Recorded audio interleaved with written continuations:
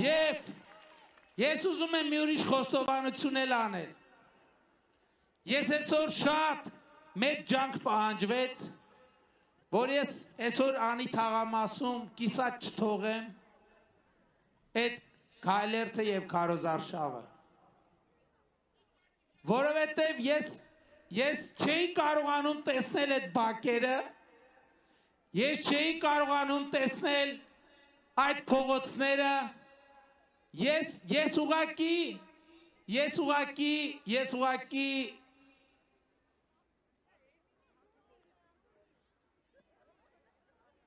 ցնցված էի այդ ամեն ինչը տեսնելով։ Եվ մի հատ էլ ավելի եմ ցնցված, որ ոմանք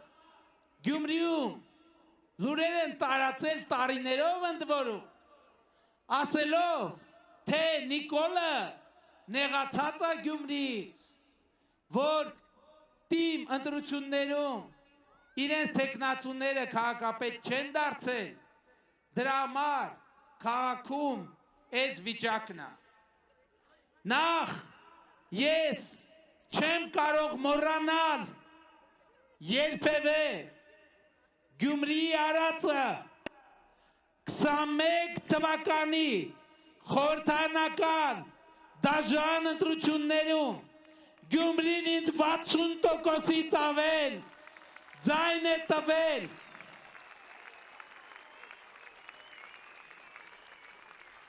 Ես մինչև կյանքից վերջ չեմ կարող դա մոռանալ։ Բայց ես ուզում եմ մի ուրիշ խոստովանություն անել ձեզ։ Ես հեղափոխությունից հետո այդ թվում Գյումրիի եւ գյումրեցիների նկատմամբ մեծ ակնածանք ունենալով, ելնելով նրանից, որ Գյումրին այնուամենայնիվ իր կոլորիտը ունի, իր հոգեբանությունը ունի, իր աշխարհը ունի, ես ինձ իրավունք չեմ վերապահել խառնվել Գյումրիի գործերին, մտածելով, որ այնուամենայնիվ ես այդ իրավունքը չունեմ։ Մենք նաև հետագայում կոալիցիա ենք կազմել Գյումրիում քաղաքային իշխանության հետ։ Հետո մեր թիմի ներկայացուցիչները ահազանգեր են արել, ասել, որ չի ստացվում, չի լինելու, այդ մարդիկ ուրիշ օրակարգեր ունեն, եւ ես ամեն անգամ ասել եմ ոչինչ, աշխատեք, հանուն քաղաքի աշխատեք։ Ես կառավարության, մեր գործընկերներին ասել եմ 8 տարի անընդհատ իմ հանձնարարությունը հետ ա եղել, այդպիսի ծրագիր չլինի Գյումրիի, որ հիմնավորված լինի եւ մենք մերժենք։ Բայց ի վերջո ես հասկացել եմ, որ իսկապես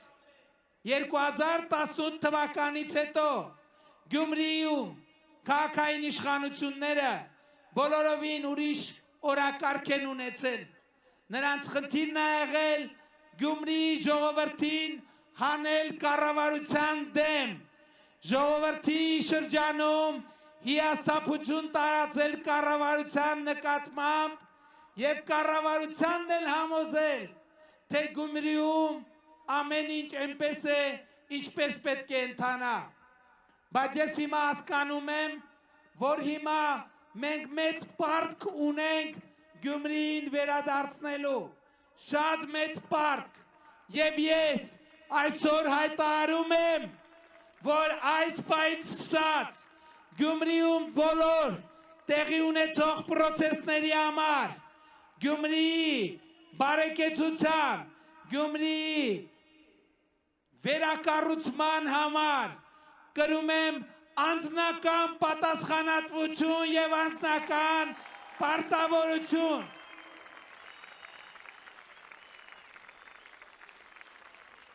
Շատերը խոսում էին, թե այս ընտրությունների արդյունքում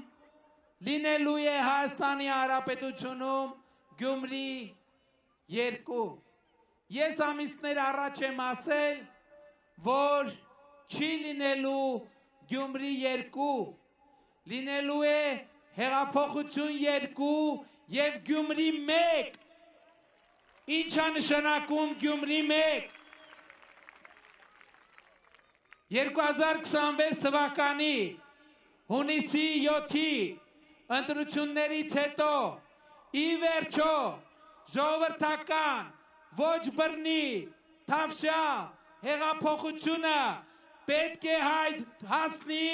մեր թիկունքում գտնվող շենքը եւ մենք Գյումրիում